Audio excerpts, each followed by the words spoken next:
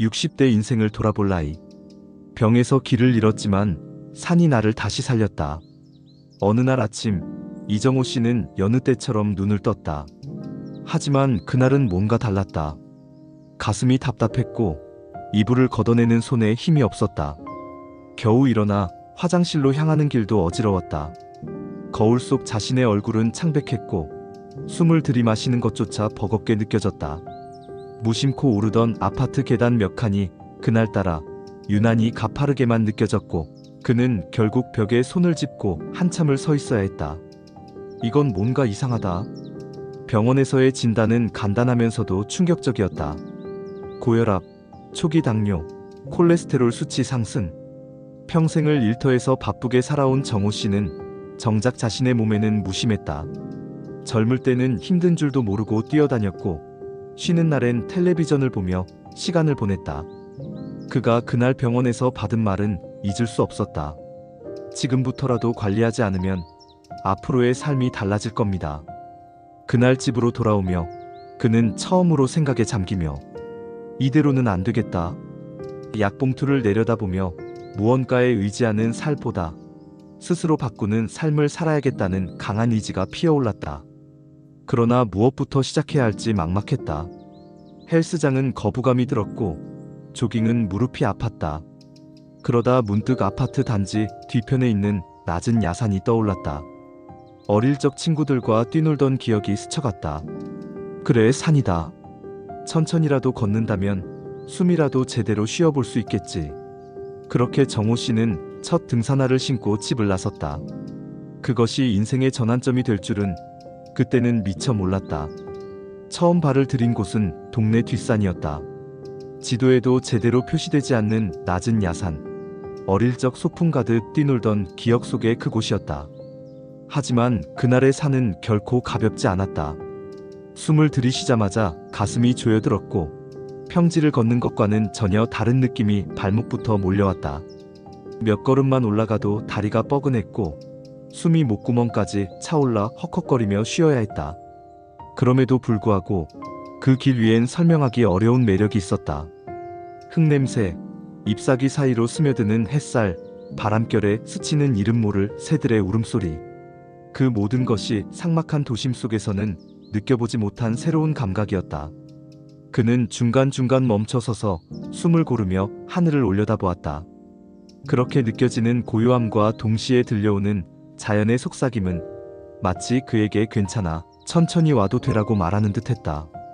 가쁜 숨을 몰아쉬며 오르다 작은 쉼터에 도착했을 때 그는 주저앉았다. 다리는 후들거렸고 등은 땀으로 축축했지만 손에 들고 간 생수 한 모금이 그렇게 달게 느껴진 건 처음이었다.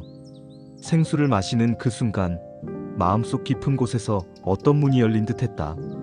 오랜만에 살아있다는 실감이 들었고 이 순간을 그냥 지나칠 수 없어 조용히 눈을 감고 바람을 느꼈다. 산에서 내려오는 길은 올라갈 때와는 전혀 달랐다. 여전히 숨이 찼고 무릎이 시큰거렸지만 그는 가벼워진 기분이었다. 내리막을 천천히 걸으며 그는 처음으로 깊은 숨을 내쉬며 이게 살아있다는 느낌이구나. 그 한마디가 그의 모든 상태를 요약했다. 무기력했던 일상 속에서 처음으로 자신의 존재감을 느낀 날, 그날이 바로 시작이었다. 그 이후 그는 매주 한두 번씩 산을 찾기 시작하였고 처음에는 가까운 동네 야산에서 시작했지만 점차 발걸음은 멀고 높은 산으로 향했다. 등산화 끈을 조여 매고 새벽 안개를 가르며 집을 나설 때마다 그에겐 무언가 설레는 기대감이 피어올랐다. 오르는 길은 항상 힘들었지만 정상에서 내려다보는 세상은 매번 새롭게 다가왔다. 어깨 위에 짐이 조금씩 내려가는 느낌, 몸이 가벼워지는 만큼 마음도 정화되는 듯했다. 그에게 등산은 단순한 운동이 아니었다. 그것은 고요한 성찰의 시간이었으며 흙길을 밟으며 그는 자신 안의 소음을 줄여나갔다.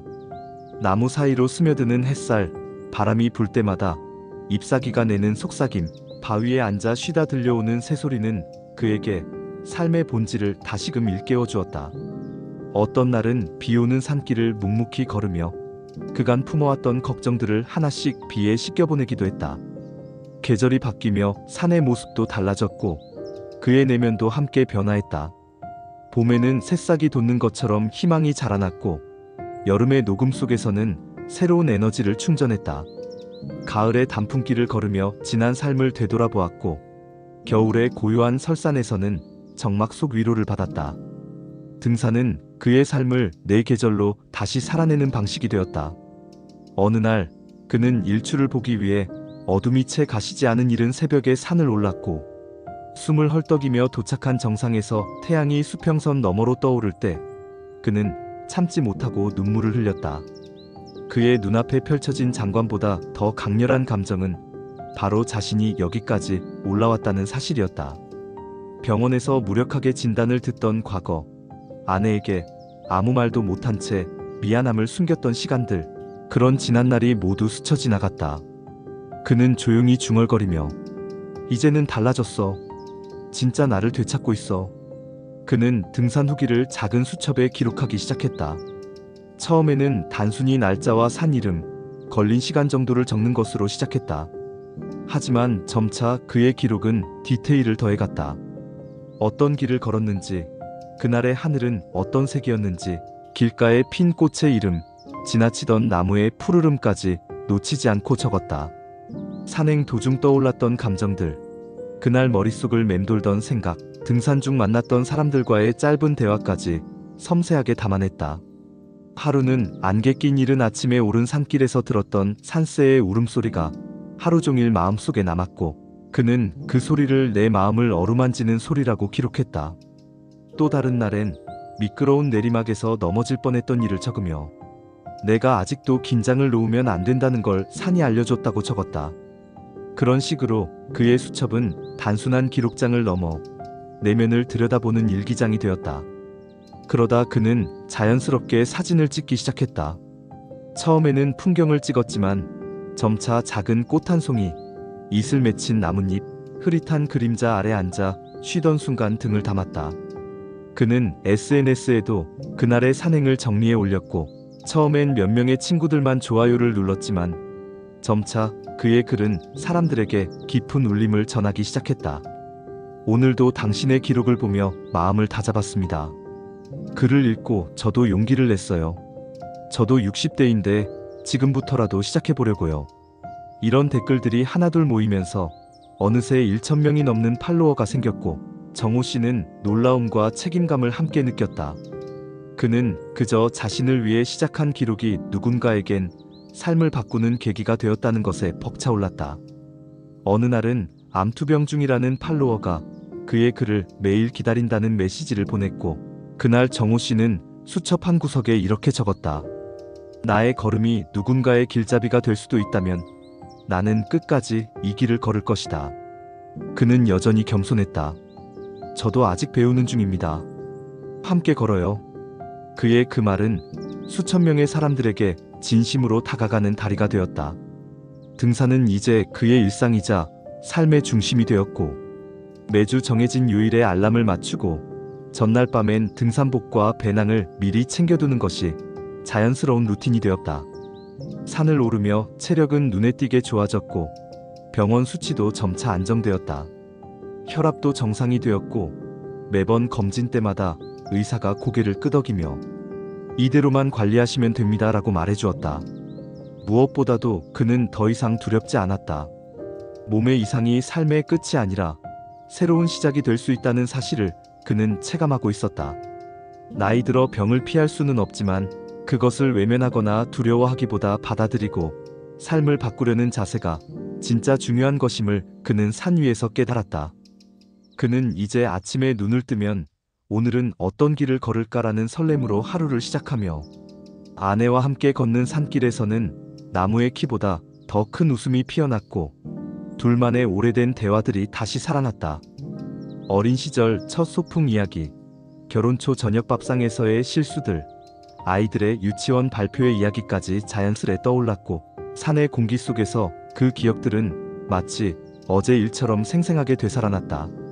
반대로 혼자 걷는 길에서는 자신과의 대화가 깊어졌다. 젊은 날의 선택, 지나온 후에 현재의 감사. 그는 바람결에 실어보내듯 마음속 말을 중얼거렸고 산은 언제나 그 말을 조용히 받아주었다.